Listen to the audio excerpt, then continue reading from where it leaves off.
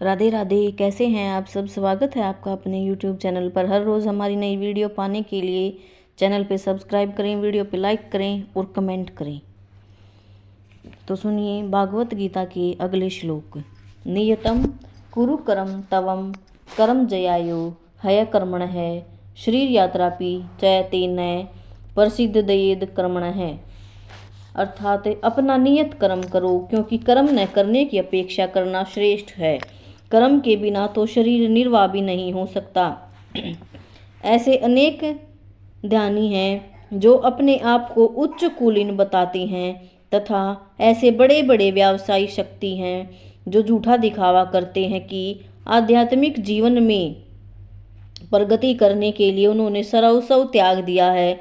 श्री कृष्ण यह नहीं चाहते थे कि अर्जुन मिथ्याचारी बने, अपितु वे चाहते थे कि अर्जुन क्षत्रियों के लिए निर्दिष्ट धर्म का पालन करे। अर्जुन गृहस्थ था और एक सेना नायक था, अतः उसके लिए श्रेयस्कर था कि वह उसी रूप में गृहस्थ क्षत्रिय के लिए निर्दिष्ट धार्मिक कर्तव्यों का पालन करे। ऐसे कर्तव्यों में सांसारी मनुष्य का हृदय कर्मश विमल हो जाता है और वह भौतिक कल्मश से मुक्त हो जाता है। देह निर्वाह के लिए किए गए तथाकथित त्याग का अनुमोदन न तो भगवान करते हैं और न कोई धर्मशास्त्र ही। आखिर देह निर्वाह के लिए कुछ न कुछ करना होता है। भौतिकतावादी वासनाओं की शुद्धि के बिना कर्म का मन माने ढंग से त्याग करना ठीक नहीं। इस जगत का प्रत्येक व्यक्ति निश्चय ही प्रकृति पर प्रभुत्व जताने के लिए अर्थात इंद्रिय तृप्ति के लिए मलिन प्रवृत्ति से ग्रस्त रहता है। ऐसी दूषित प्रवृत्तियों को शुद्ध करने की आवश्यकता है। नियत कर्मों द्वारा ऐसा किए बिना मनुष्य को चाहिए कि तथाकथित आध्यात्मवादी बनने तथा सारा काम छोड़कर अन्यों पर जीवित रहने का प्रयास न करे। अगला श्लोक। यज्ञार्थात् कर्मणो नयत्र लोको अयम कर्म बंधन तदर्थम कर्म कौन्तेय मुक्त संग समाचार। अर्थात श्री विष्णु के लिए यज्ञ रूप में कर्म करना चाहिए, अन्यथा कर्म के द्वारा इस भौतिक जगत में बंधन उत्पन्न होता है। अतः हे कुंती पुत्र, उनकी प्रसन्नता के लिए अपने नियत कर्म करो। इस तरह तुम बंधन से सदा मुक्त रहोगे। चूंकि मनुष्य को शरीर के निर्वाह के लिए भी कर्म करना होता है, अतः विशिष्ट सामाजिक स्थिति तथा गुण को ध्यान में रखकर नियत कर्म इस तरह बनाए गए हैं कि उस उद्देश्य की पूर्ति हो सके। यज्ञ का अर्थ है भगवान विष्णु। सारे यज्ञ भगवान विष्णु की प्रसन्नता के लिए हैं। वेदों का आदेश है यज्ञो वै विष्णु। दूसरे शब्दों में, चाहे कोई निर्दिष्ट यज्ञ संपन्न करे या प्रत्यक्ष रूप से भगवान विष्णु की सेवा करे, दोनों से एक ही प्रयोजन सिद्ध होता है। अतः जैसा कि इस श्लोक में संस्तुत किया गया है, कृष्ण भावनामृत यज्ञ ही है। वर्णाश्रम धर्म का भी उद्देश्य भगवान विष्णु को प्रसन्न करना है।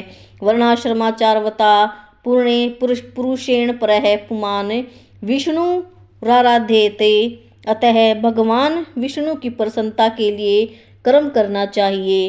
इस जगत में किए जाने वाला अन्य कोई कर्म बंधन का कारण होगा, क्योंकि अच्छे और बुरे कर्मों के फल होते हैं और कोई भी फल कर्म करने वाले को बांध लेता है। अतः कृष्ण भगवान को प्रसन्न करने के लिए कृष्ण भावना भावित होना होगा, और जब कोई ऐसा कर्म करता है तो वह मुक्त दशा को प्राप्त रहता है। यही महान कर्म कौशल है, और प्रारंभ में इस विधि में अत्यंत कुशल मार्गदर्शन की आवश्यकता होती है। अतः भगवत भक्त के निर्देशन में या साक्षात भगवान कृष्ण के प्रत्यक्ष आदेश के अंतर्गत जिनके अधीन अर्जुन को कर्म करने का अवसर मिला था, मनुष्य को परिश्रम पूर्वक कर्म करना चाहिए। इंद्रिय तृप्ति के लिए कुछ भी किया जाना चाहिए, अपितु हर कार्य कृष्ण की प्रसन्नता के लिए होना चाहिए। इस विधि से न केवल कर्म के बंधन से बचा जा सकता है, अपितु इससे मनुष्य को कर्मशः भगवान की वह प्रेमा भक्ति प्राप्त हो सकेगी जो भगवत धाम को ले जाने वाली है। अगला श्लोक।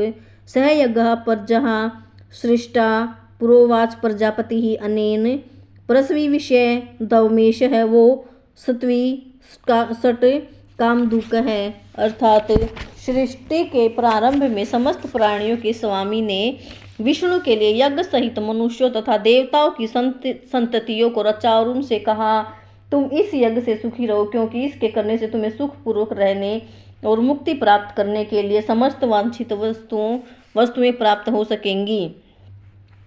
प्राणियों के स्वामी द्वारा भौतिक सृष्टि की रचना बुद्धिजीवी के लिए भगवत धाम वापस जाने का सुअवसर है। इस सृष्टि के सारे जीव प्रकृति द्वारा बद्ध हैं, क्योंकि उन्होंने श्री भगवान विष्णु और कृष्ण के साथ अपने संबंध को भुला दिया है। इस शाश्वत संबंध के समझने में वैदिक नियम हमारी सहायता के लिए हैं। जैसा कि भागवत गीता में कहा गया है, वेदेश्च सर्वे रहमेव वेद है। भगवान का कथन है, वेदों का उद्देश्य मुझे समझना है।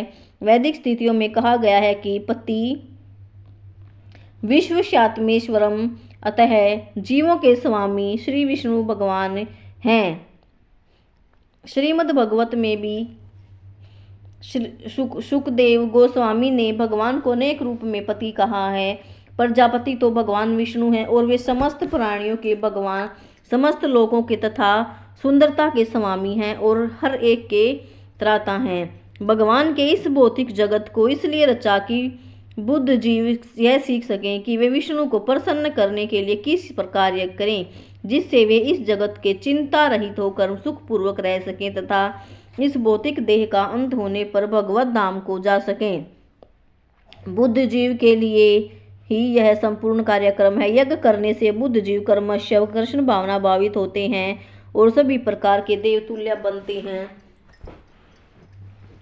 कलयुग में वैदिक शास्त्रों ने संकीर्तन यज्ञ का विधान किया है और इस दिव्य विधि का प्रवर्तन चैतन्य महाप्रभु द्वारा इस युग के समस्त लोगों के द्वारा किया गया है। संकीर्तन यज्ञ तथा कृष्ण भावनामृत भावना में अच्छा तालमेल है। श्रीमद् भागवत में संकीर्तन यज्ञ के विशेष प्रसंग में भगवान कृष्ण का अपने भक्त रूप के में निम्न प्रकार से उल्लेख हुआ।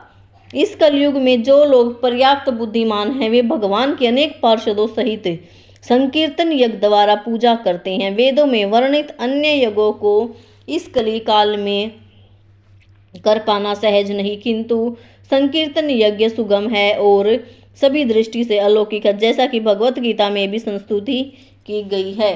अगला श्लोक, देवान भाव्यतानेन ते देवा भाव्यन्तु वह परस्परम भाव्यन्तः श्रेयः परम वाप्स्यथ। अर्थात यज्ञों के द्वारा प्रसन्न होकर देवता तुम्हें भी प्रसन्न करेंगे और इस तरह मनुष्यों तथा देवताओं के मध्य सहयोग से सबों को संपन्नता प्राप्त होती है। देवतागण सांसारिक कार्यों के लिए अधिकार प्राप्त प्रशासक हैं।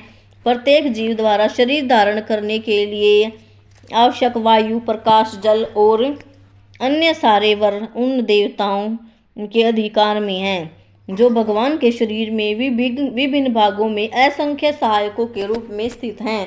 उनकी प्रसन्नता और प्रसन्नता मनुष्यों द्वारा यज्ञ की संपन्नता पर निर्भर है।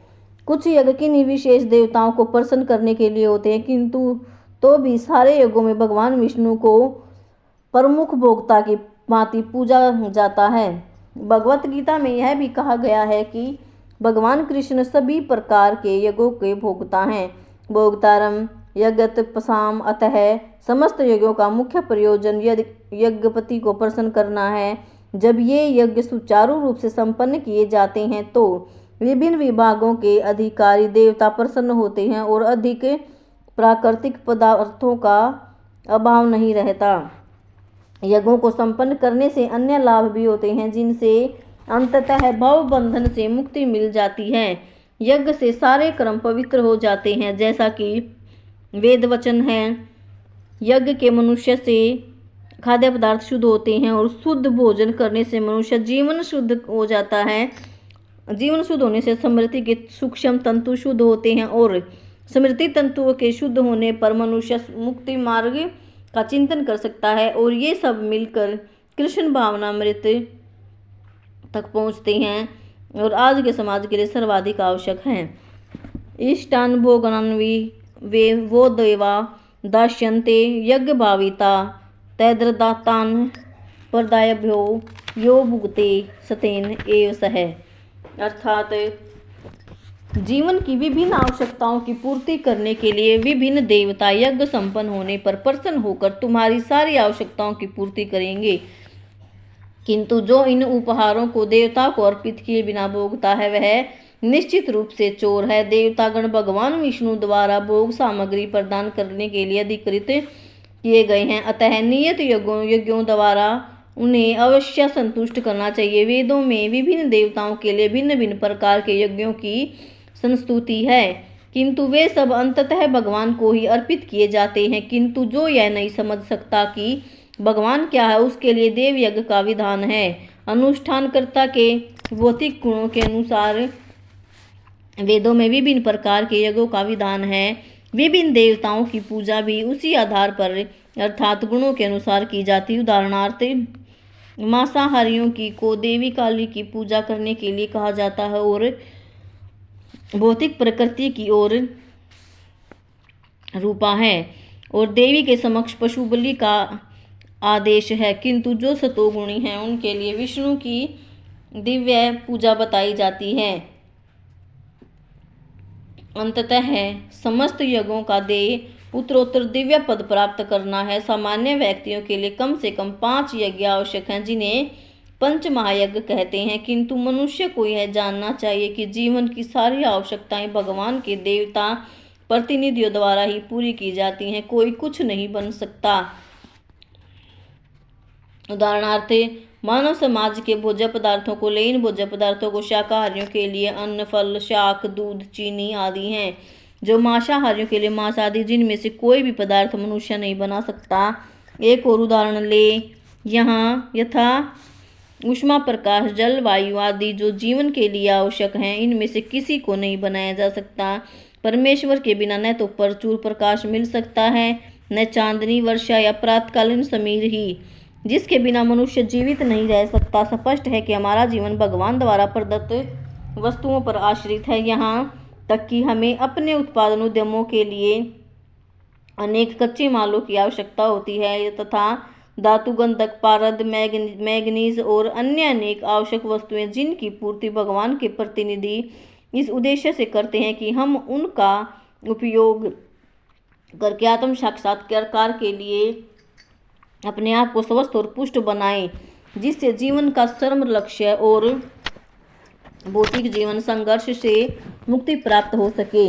यज्ञ संपन्न करने से मानव जीवन का यह लक्ष्य प्राप्त हो जाता है। यदि हम जीवन उद्देश्य को भूलकर भगवान के प्रतिनिधियों से उनकी इंद्रिय तृप्ति के लिए वस्तुएं लेते रहेंगे और इस संसार में अधिकाधिक फंसते जाएंगे, जो कि सृष्टि का उद्देश्य नहीं है, तो निश्चय ही हम चोर हैं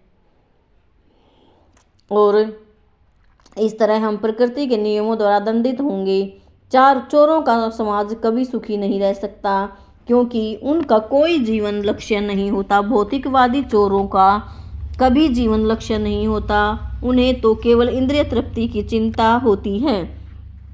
वे नहीं जानते कि यज्ञ किस तरह किए जाते हैं, किंतु चैतन्य महाप्रभु ने यज्ञ संपन्न करने की सरलतम विधि प्रवर्तन किया है।